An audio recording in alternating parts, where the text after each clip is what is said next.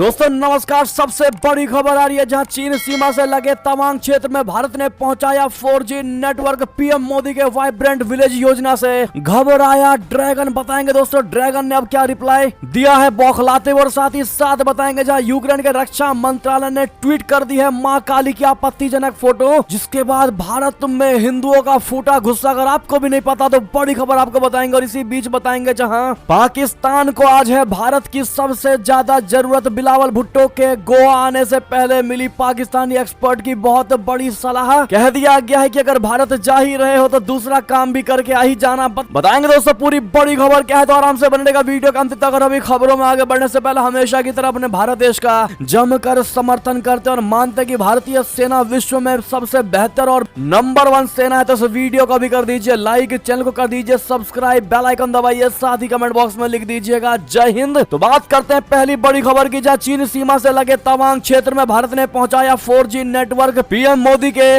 Vibrant village योजना से घबराया ड्रैगन। बताते वास्तविक नियंत्रण रेखा से लगे जिस तवांग क्षेत्र में भारत और चीन के बीच हिंसक संघर्ष हुआ था, अब वहां तक भारत ने 4G नेटवर्क पहुंचा दिया है। बड़ी खुशखबरी की और सबसे बड़ी खबर, इससे ड्रैगन को चिंता होने लगी है। पीएम मोदी की महत्वाकांक्षी योजना वाइब्रेंट बॉर्डर विलेज के तहत यह कार्य किया गया है। प्रधानमंत्री ने चीन और पाकिस्तान की सीमा से लगे सभी गाँव में 4G नेटवर्क से लेकर अन्य सभी बुनियादी हाईटेक सुविधाएं पहुंचाने का प्रण लिया है, ताकि सीमा के गांव में विकास को रफ्तार दी जा सके। साथ ही साथ दुश्मन की हर हरकतों पर टेक्नोलॉजी के जरिए नजर रखी जा सके। इससे सीमा क्षेत्रों से होने वाले पलायन को भी रोका जा सकेगा। आप सभी को बता दें कि चीन अरुणाचल और लद्दाख सीमा से लगे अपने क्षेत्रीय गाँव में पहले ही वाइब्रेंट विलेज योजना के तहत 4G और अन्य हाईटेक सुविधाएं पहुंचा चुका है, मगर अब भारत के गाँव भी चीन की कड़ी टक्कर देंगे। भारत चीन सीमा से लगे गांव के वाइब्रेंट होने से सैनिक चीनी दुश्मनों पर आसानी से नजर रख सकेंगे। डेटा भी आसानी से दिल्ली तक पहुंचाया जा सकेगा। गांव की सुरक्षा के बहाने सीमा क्षेत्र में पेट्रोलिंग भी बढ़ेगी। दुश्मनों पर नजर रखने के लिए ग्रामीण लोगों का भी सहयोग लिया जाएगा। बहुत बड़ी खबर दोस्तों, जहां प्रधानमंत्री नरेंद्र मोदी के नेतृत्व में भारत के कोने कोने तक में 4G नेटवर्क पहुंच चुका है, और अब चीन को करारा जवाब देने के लिए यह बहुत बड़ा कदम उठाया गया है, ताकि अगर बॉर्डर पर किसी भी प्रकार का दुस्साहस दुश्मन देश करता है तो इन्फॉर्मेशन तुरंत के तुरंत दिल्ली पहुंचेगी और उसके बाद कड़ा से कड़ा एक्शन लिया जा सकेगा। ऐसे में मोदी है तो मुमकिन है कहना मत भूलिएगा। बात करते हैं अगली बड़ी खबर की, जहां यूक्रेन के रक्षा मंत्रालय ने ट्वीट की है मां काली की आपत्तिजनक फोटो। भारत में हिंदुओं का फूटा गुस्सा। जी हां, पाकिस्तान को हथियार देने वाले यूक्रेन ने अब एक ऐसी हरकत कर दी है जिसके बाद भारतीयों का पारा 7वें आसमान पर पहुंच गया है। यूक्रेन के रक्षा मंत्रालय की तरफ से एक ऐसी फोटोग्राफ को ट्वीट किया गया है जिसने हर भारतीयों को, खासकर हिंदुओं को काफी नाराज कर दिया है। रक्षा मंत्रालय के आधिकारिक ट्विटर हैंडल से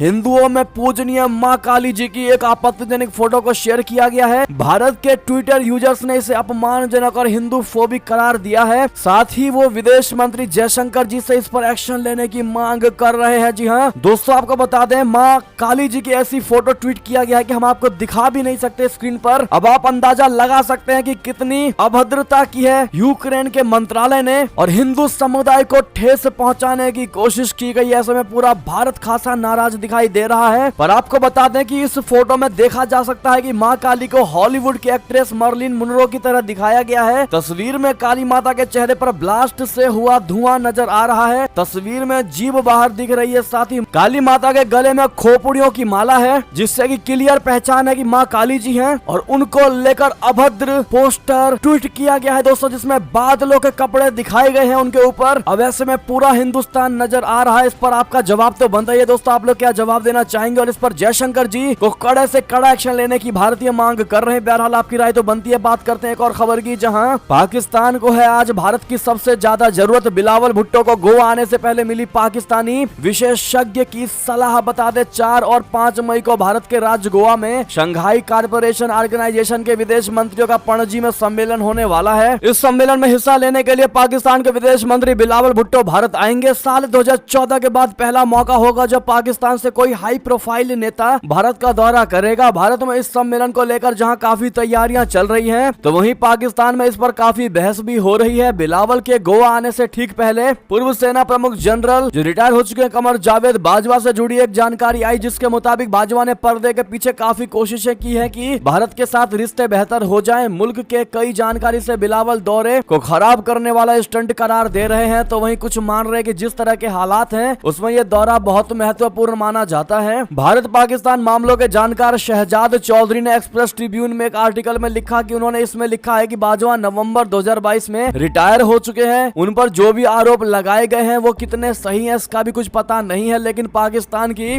भारत नीति आज तक नहीं बदली है। भले ही वो इसे बदलना चाहते हो लेकिन वो ऐसा नहीं कर सके। उनके मुताबिक पाकिस्तान की अर्थव्यवस्था मंदी के दौर से गुजर रही है। देश के राजनीतिक हालात काफी खराब है। साथ ही अब दुनिया के लिए कश्मीर और भारत पाकिस्तान एक उबाऊ और बासी मामला हो चुका है। उनका कहना है कि भारत दुनिया में आर्थिक और राजनीतिक स्तर पर तेजी से आगे बढ़ रहा है। कश्मीर के लोग पिछले कई सालों से इस मुद्दे की कीमत चुकाते आ रहे हैं। उनकी माने तो पाकिस्तान की तरफ से इस मुद्दे को लेकर जो भी तर्क दिए जाते हैं वो पूरी तरह से निम्न स्तर के होते हैं। उनका कहना है कि कश्मीर के बारे में सोचना होगा क्योंकि यहाँ के लोगों ने काफी कुछ झेला है। एक जीती जागती अर्थव्यवस्था का सपना तभी साकार हो पाएगा जब भारत के साथ ट्रेड फिर से शुरू होगा। पाकिस्तान को भारत के साथ क्षेत्रीय आधार पर संबंध को फिर से जिंदा करना पड़ेगा। उनका कहना है कि ट्रेड को कश्मीर और एलओसी से अलग करके सक्रिय रखने की आवश्यकता है। अगर पाकिस्तान में सबको संसाधन मुहैया कराने हैं तो फिर संपर्क और संवाद बढ़ाने की आवश्यकता है। यानी कि दोस्तों पाकिस्तानी विशेषज्ञों का बिलावल भुट्टो को बहुत बड़ी सलाह यह है कि जब तुम भारत जा ही रहे हो तो द्विपक्षीय वार्ता भी कर ही लेना, भारत के साथ व्यापार बढ़ाने की बात भी कर ही लेना, तभी तुम्हारे लिए फायदेमंद होगा। तुम्हारा देश गरीबी से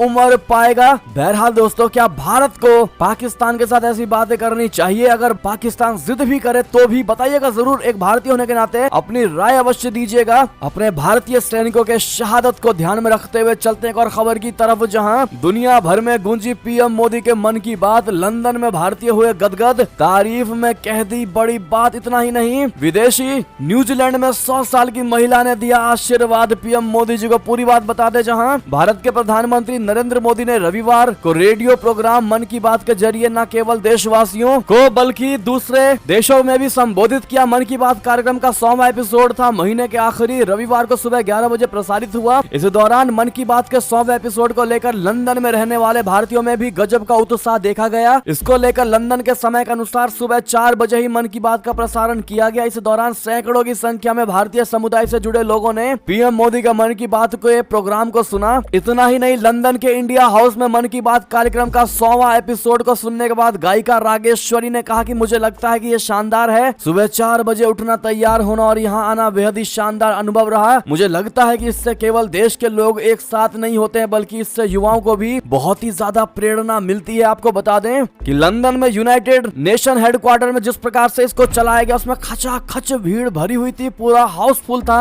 और विदेशियों का जमकर प्यार मिला मोदी जी को। बता दें, न्यूजीलैंड की 100 साल की महिला ने भी आशीर्वाद देते हुए प्रधानमंत्री मोदी जी को लंबी उम्र की कामना भी की। ऐसे में दोस्तों बड़े गर्व की बात है कि जहां भारत जैसे देश 2014 से पहले कोई ज्यादा वैल्यू नहीं देता था, अब मोदी सरकार के आने के बाद से लगातार पूरे विश्व में अब भारत की वाहवाही हो रही है। हर तरफ मोदी जी का नाम हो रहा है और उससे भी बड़ी बात यह है कि भारत के इस प्रोग्राम को न्यूयॉर्क जैसे शहर में चलाया गया। अगर आप भी मानते वाकई में गर्व की बात है तो कमेंट में लॉन्ग लिव मोदी जी जरूर कहिएगा आप लोग। और हमें गर्व है कि हम भारतीय हैं। शेयर कर दीजिएगा इस वीडियो को। साथ ही साथ बात करते हैं अगली खबर की, जहां मल्लिकार्जुन खड़गे की टिप्पणी पर कोलार में बरसे पीएम मोदी जी। कहा, मैं तो एक सांप हूँ। जी हाँ, सांप तो भगवान शिव के गले की शोभा भी है। बता दें, कर्नाटक में चुनाव प्रचार जोर पकड़ता जा रहा है। प्रधानमंत्री नरेंद्र मोदी समेत देश के कई बड़े दिग्गज नेता ताबड़तोड़ रैली कर रहे हैं। चुनाव प्रचार के दौरान नेताओं के बीच तीखी जुबानी जंग भी छिड़ी हुई है। कांग्रेसी अध्यक्ष मल्लिकार्जुन खड़गे ने प्रधानमंत्री मोदी की तुलना जहरीले सांप से की थी। अब इस मसले पर खुद पीएम ने भी जोरदार अंदाज में जवाब दिया। मोदी जी ने लोगों को संबोधित करते हुए मल्लिकार्जुन खड़गे की जहरीले सांप वाली टिप्पणी को करारा जवाब दिया। ये कहते हुए दावा किया कि देश की सबसे पुरानी पार्टी उनसे इस बात के लिए नफरत करती है क्योंकि जब से वे प्रधानमंत्री बने हैं तब से भ्रष्टाचार के खिलाफ बड़ी जंग लड़ रहे हैं। उन्होंने कहा, हमारी सरकार देश को मजबूत राष्ट्र बनाने और भ्रष्टाचार को जड़ से पूरी तरह खत्म करने के लिए जोरदार तरीके से कड़ी मेहनत कर रही है और ये चीज कांग्रेस पार्टी को पसंद नहीं है। जवाब में वे मुझे जहरीला सांप करार दे रहे हैं। मैं आपको बता दूं कि सांप भगवान शंकर के गले की शोभा है। बहरहाल आगे उन्होंने कहा, इस देश के लोग मेरे लिए भगवान की तरह है और मैं उनके हमेशा साथ रहने वाला उनका एक सांप हूँ, जबकि कांग्रेस के लोग मेरी तुलना सांप से कर रहे हैं और वो चुनाव में वोट भी मांग रहे हैं। ऐसे में दोस्तों आपका इस पर क्या टेक होने वाला है कमेंट में लिखकर जरूर बताइएगा। ये थी अभी की सबसे बड़ी खबर है। आपको हमारी खबर कैसी लगी? आशा करता हूँ बहुत अच्छी लगी होगी। अगर ये खबर थोड़ी भी अच्छी लगी तो इस वीडियो को भी अपने भाई बंधुओं में व्हाट्सएप, फेसबुक, ट्विटर के जरिए पूरे भारत में शेयर करना बिल्कुल मत भूलिएगा। और अभी कर दीजिए इस वीडियो को लाइक, चैनल को कर दीजिए सब्सक्राइब। सब्सक्राइब, बेल आइकन दबाइए, साथ ही कमेंट बॉक्स में लिख दीजिएगा जय हिंद जय भारत।